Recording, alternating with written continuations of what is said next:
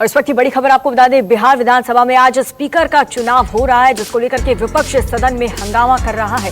विधायकों ने वेल पर आकर के नारेबाजी की। विपक्ष चुनाव के दौरान सदन में नीतीश कुमार की मौजूदगी का विरोध कर रहा है।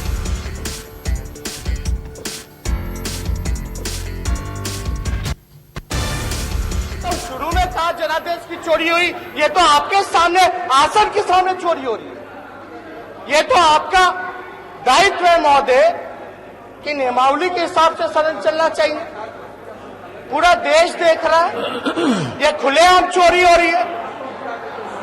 अगर ऐसा, जब तक जो दूसरे सदन के सदस्य बाहर नहीं जाएंगे तो ये तो बेईमानी। इससे अच्छा आप परंपरा की बात कर रहे हैं, आप जो नियमावली की बात कर रहे हैं, ये सब फाड़ के फेंक दीजिए, हम लोग चले जाते हैं।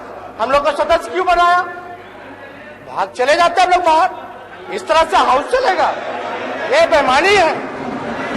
आप वो विजुअल्स देखिए, आपको ये स्पष्ट हो जाएगा कि लोकतंत्र की हत्या हो रही है।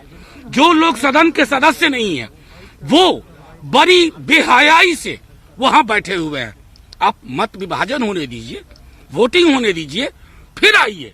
लेकिन वोटिंग के दौरान आपकी मौजूदगी साफ तौर पे इंगित करती है कि आपका मन जनादेश के अपहरण के बाद भी नहीं भरा। आप लोकतंत्र के पूरे खात्मे की कोशिश कर रहे हैं। अगर मेरी बात सुनी जा रही हो पीठासीन द्वारा, प्रोटेम स्पीकर द्वारा, मैं उनसे भी आग्रह करूंगा कि संसदीय लोकतंत्र की बेहतर परंपराओं के अनुरूप तमाम वो लोग जो सदस्य नहीं है किसी भी सदन के, चाहे नियमावली के अनुरूप, उन्हें बाहर भेजा जाए। और इस वक्त मेरे सहयोगी सौरभ जुड़ चुके हैं। सौरभ, विपक्ष की तो जो मांग थी उसे तो प्रोटेम स्पीकर ने खारिज कर दिया है, अब क्या कहना है विपक्ष का?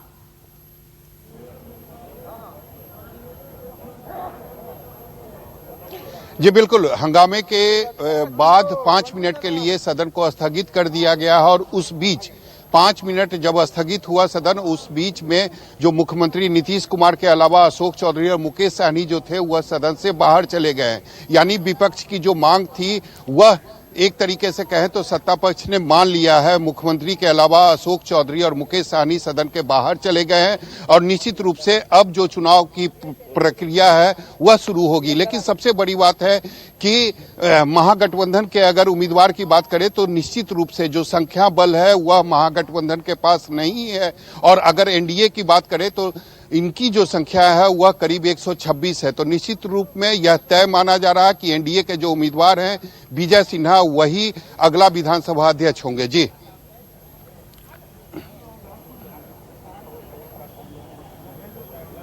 तो सौरभ, अभी फिलहाल वहां पर क्या चल रहा है? क्या अभी भी हंगामा या फिर प्रक्रिया को शुरू कर दिया गया है?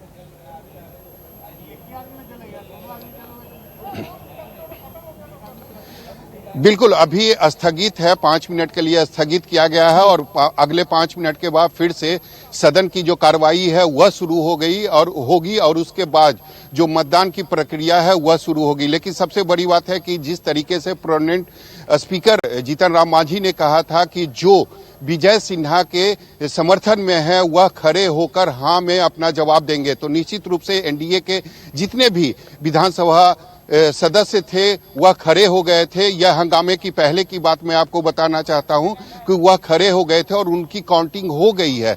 तो 125 उनकी काउंटिंग है, तो निश्चित रूप में महागठबंधन की जो उम्मीदवार हैं उनकी हार तय है। लेकिन जो मांग थी कि मुख्यमंत्री को सदन के बाहर रखा जाए क्योंकि वह विधानसभा के सदस्य नहीं है, इसके अलावा अशोक चौधरी और तो जो विपक्ष है वो ये चाहता है कि जो वोटिंग की प्रक्रिया है वो पूरी तरह से गुप्त रहे, लेकिन उसे स्पीकर ने खारिज कर दिया है। ऐसे में विपक्ष की आगे की जो स्ट्रैटेजी है वो क्या रहेगी? अलावा अशोक